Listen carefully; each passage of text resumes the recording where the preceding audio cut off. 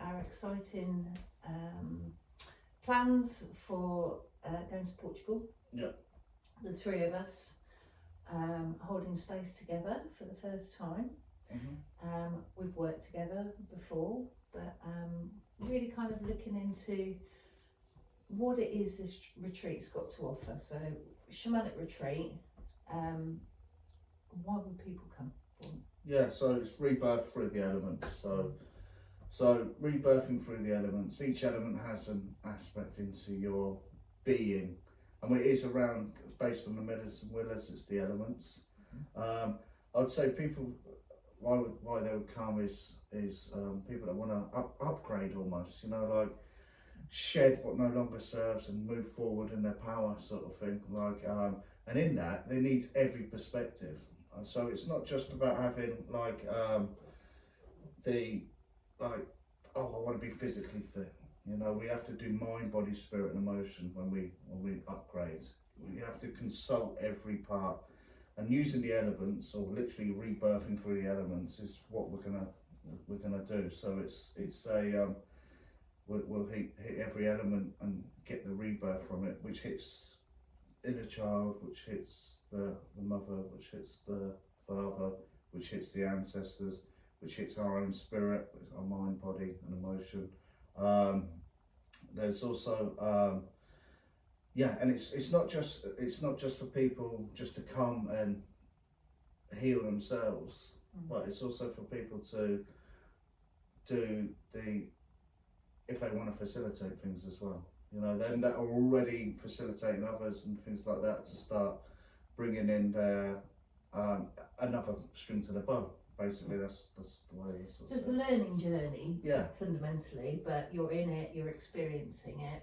We're working with the medicine wheel, so as we go round each element on each day, obviously the idea is we're coming into wholeness in the middle, having resolved, having processed, having developed and connected to, you know, what's fundamentally our truest nature from doing it. Yeah.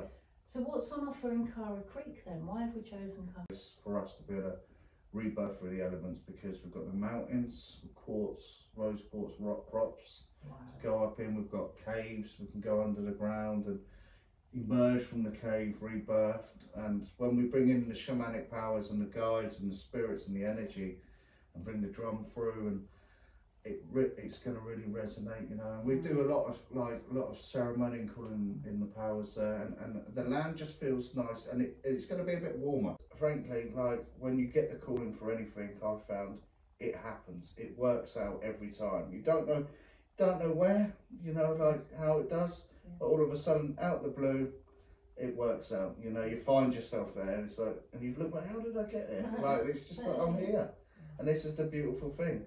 And we do, and I mean, having said that, we're going to work. We are going to work, but there will be rest periods as well for people, you know, like to enjoy. But it's definitely not your all inclusive. Sit by the pool, you know, drinking pina colada every night. All right, there might be one or two nights like that, but it's not that, you know. It's a conscious process. Yeah. It's a conscious process, and ultimately, once you've been through the rebirth, you know, you're going to bring back your joy. Yeah. You know, you're going to connect to your humour, your joy, your fulfilment, your feeling of like you can do what you want to do in life. So and be good and be happy to be who you are around your friends and family. Yeah, completely. Yeah. And with drawing in with the yoga and the meditation, because again, for those that don't necessarily know, with shamanic journeying, we use the drum to go into those altered states, to go into those parts of the mind when Millie's leading the hypnotherapy. That helps us to journey into other parts of the mind. And so ultimately, when we're doing the yoga and the meditation, so the meditation is in its purest form, and in the breath work, you know, we're connecting with those centre parts of the cells, and that yoga is helping to bring the mindfulness through into the body in that awareness, so that when Millie's guiding, hypnotherapy, or when we're going through shamanic journeying and we're feeling things, we're becoming so much more aware of what the meanings are of the different sensations and where they are, and the emotions and where they're held, physically how to release that. And with the meditations and the visualizations, it really centers, so we're in that point, so that any point when you go and sit and meditate, you could go off on a journey or into another part of the mind, but with the journey, and we understand that, don't we, more? And we can, when with the integrations, we talk about it and understand, oh, that's what that means. So like that waking dream, like, what's all that's confusing, but then we get the understanding.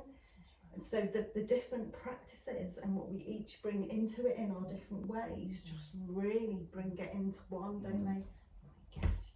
Yeah, and all the days are geared up really for, like, they're geared up so that, you know, that you do have that focus and that centering, you know, and you know, and it's, you know, it's not about being a monk and meditating at the top of the hill, but being able to go, hang on, whose chatter is that? Is that actually mine, or is that someone else's? You know, like, is that my logical brain wanting to be, you know, my left brain wanting to be, I've got to be involved, I'm in charge, bullying your creative side, you know, like, and it's just like, you learn to center through the day. Then you get taken on the hypno to really open up all your minds and all your feelings and your senses. And then, you know, then we'll go off and do the journeys. We'll dip into shadow work, find out what the shadow aspects of all the elements are within you and how they represent. And this is ongoing for all the time. And then with everything, each element has its own ceremony and has its own reward and its own power up.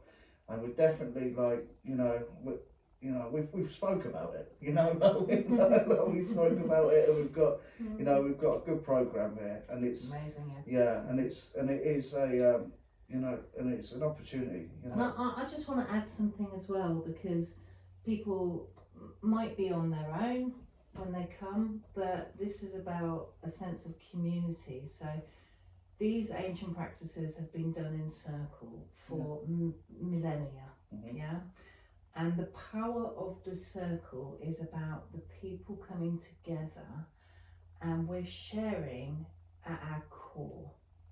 And in terms of the experience of that, where it's not, you know, you will have time to relax and talk to people, get to know people, but when you share your journeys, your insights, and there is that time for relating and really truly listening, other people's journeys can be part of your own healing too. Massive, yeah. Right, and bring so much insight. So that sense of coming together and being in community is so important, and the way that space is held ceremonially in a sacred space, we're connecting with some of the most intimate parts of ourselves, but also in this ancient way that we recognise at such a deep level. There's a